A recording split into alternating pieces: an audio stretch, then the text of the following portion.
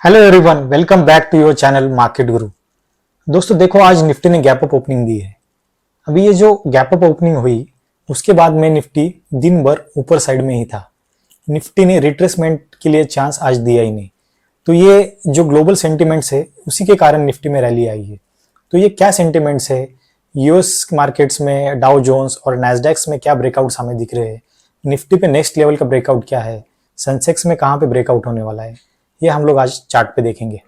तो चलो चलते हैं सीधा स्क्रीन पे और वहां पे एनालाइज करते हैं।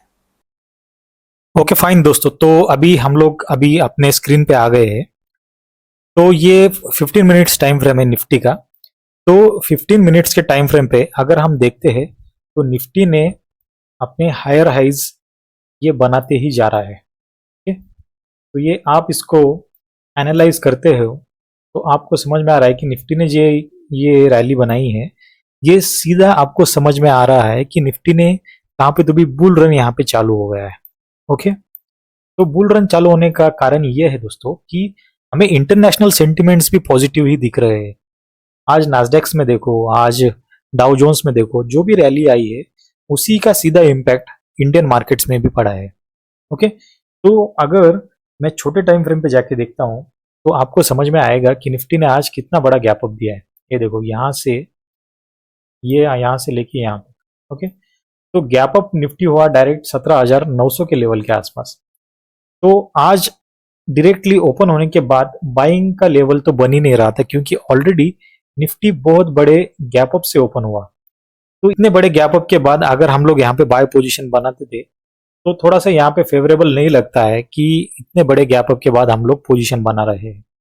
ओके, तो बाय का पोजीशन हम लोग बनाते थे, लेकिन थोड़ा सा अगर 50-100 पॉइंट गैप अप में खुलता था तो एक्चुअली 1% का गैप अप खुलने के बाद बाय करने के लिए सभी ट्रेडर्स को थोड़ा सोचना पड़ा आज के दिन। तो यहाँ पे आज निफ्टी में बाइंग हुई ही नहीं। ठीक है, निफ्टी में बाइंग हुई नहीं, तो बाइंग हुई नहीं इसलिए क्या हुआ, जो मार्केट था ये साइडवेज ही था। ओके, मार्केट साइडवेज ही था, तो बाय करने के लिए बहुत कम ट्रेडर्स आज इंटरेस्टेड थे। लेकिन एक अपॉर्चुनिटी हमें क्या मिली थी आज, ये हम लोग देखते हैं। अगर इससे भी छोटे टाइम फ्रेम पे जाके देखते हैं दोस्तों, तो देखो निफ्टी का ओपनिंग कहाँ पे था। ओके, ये मैं क्लियर करता हूँ तो आपको समझ में आएगा। देखो निफ्टी का ओपनिंग यहाँ पे था। ठीक है, ओपनिंग होने के बाद हम लोग देखते हैं तो यहाँ पे ये मार्केट में कुछ ऐसे हाई लेवल का या कुछ बड़े लेवल का मूवमेंट आया ही नहीं। निफ्टी ओपन होके कुछ 50-100 पॉइंट में ही ऊपर नीचे हो रहा था। तो एक्चुअली देखा गया तो इसे हम लोग बोलते हैं साइडवेज मार्केट। ओके, तो ये साइडवेज मार्केट था, इसके लिए मैंने पहले भी जैसे बताया वैसे यहाँ पे कुछ कंफर्ट जोन नहीं लग रहा था बाय के लिए। तो क्लियर कट ये बाय ऑन डिप्स का मार्केट था दोस्तों, कि थोड़ा सा भी हमें डिप मिलता था तो हम लोग बाय इनिशिएट कर सकते थे। लेकिन एक्चुअली हमको बड़ा डिप मिला ही नहीं। बड़ा डिप नहीं मिला, इसके लिए हमने आज बाय इनिशिएट किया नहीं, या बाकी के ट्रेडर्स लोगों ने भी आज का बाय किया नहीं। ओके, तो एक छोटी अपॉर्चुनिटीज यहाँ पे हमें जो मिलती थी, तो हम लोग देखो यहाँ पे अगर देखते हैं तो यहाँ से हम लोग ये ट्रेंड लाइन लेते हैं तो यहाँ पे हमें क्लियर कट ये हो गया हेड, और ये हो गया शोल्डर, ये हो गया हेड, फिर से ये शोल्डर। तो ये हेड एंड शोल्डर का पैटर्न का हमें यहाँ पे आज ब्रेकआउट मिला।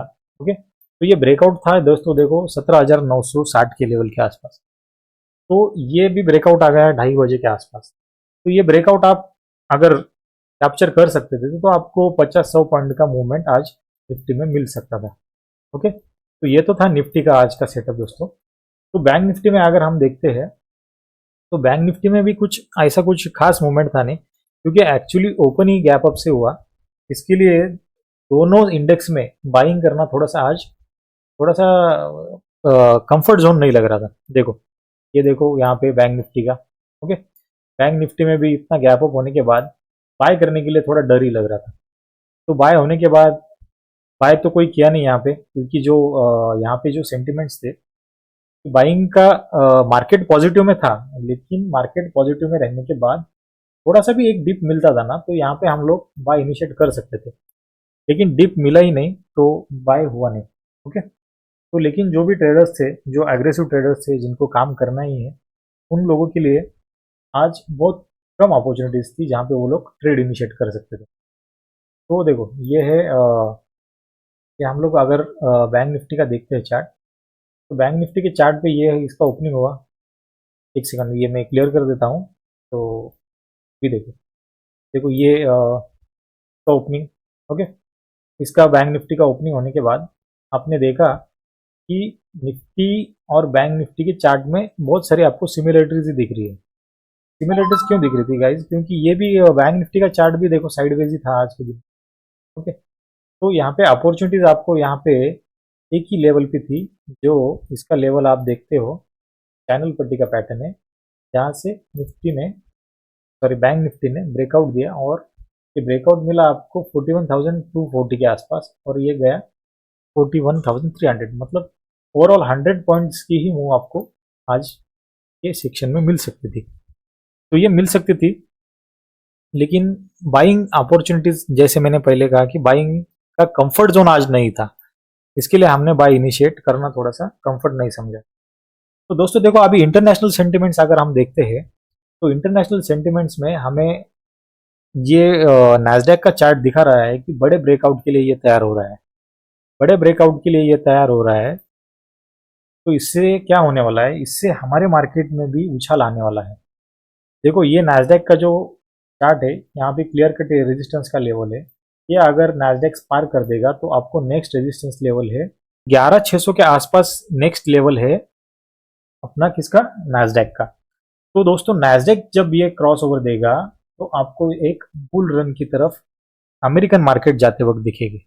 इन अदर हैंड अगर हम लोग डाउ जोन्स भी देखते हैं, तो डाउ जोन्स ने ऑलरेडी, जहां जब से इसने डबल बॉटम पैटर्न बनाया, तब से डाउ जोन्स की रैली ही शुरू ही हुई है। तो डाउ जोन्स सभी प्रकार के ब्रेकआउट्स क्रॉस करके ऊपर ही जा रहा है। नेक्स्ट ब्रेकआउट इसका आएगा 33,300 पे, तो यहाँ से भी बड़ी मूवमेंट हम लोग एक्सपेक्ट कर सकते हैं डाउ जोन्स में। तो गाइस देखो, अगर यूएस मार्केट्स में ब्रेकआउट्स होते रहेंगे और यूएस मार्केट्स अगर बुल रन की तरफ भागता रहेगा, तो इंडियन मार्केट्स को भी कहीं ना कहीं डायरेक्टली और इनडायरेक्टली सपोर्ट मिलेगा, और हमारे मार्केट्स भी परफॉर्म करेंगे। हम लोग अगर लॉन्गर टाइम फ्रेम पे जाके देखते हैं दोस्तों, तो हमें क्लियर कट यहाँ पे दिख रहा है, हमें यहाँ पे क्लियर कट दिख रहा है कि यहाँ पे कितने बड़े ब्रेकआउट्स होने के चांसेस है। देखो ये हमारा, सबसे पहले मैं आपको अपना निफ्टी का चार्ट दिखा देता हूँ। देखो निफ्टी के चार्ट पे अगर वीकली टाइम फ्रेम हम देखते हैं, तो निफ्टी यहाँ पे रेडी हो चुका है इसके बड़े ब्रेकआउट देने के लिए। और सेम आप दूसरा चार्ट देखते हो बैंक निफ्टी का, तो यहाँ पे भी आप देख रहे हो कि वीकली ब्रेकआउट के आसपास ही बैंक निफ्टी आया है। और यही चार्ट आप यूएस मार्केट का ही देखते हो यही पैटर्न में, तो ऑलरेडी वीकली टाइम फ्रेम पे डाउ जोन्स ने ब्रेकआउट दे दिया है, ओके। तो अभी नैस्डैक डाउ जोन्स को फॉलो करेगा, डाउ जोन्स ऊपर जा रहा है तो नैस्डैक भी ऊपर ही जाएगा। तो सभी चार्ट्स पे हमें ब्रेकआउट दिख रहा है, छोटे टाइम फ्रेम पे भी दिख रहा है और बड़े टाइम फ्रेम पे भी दिख रहा है, ओके गाइस।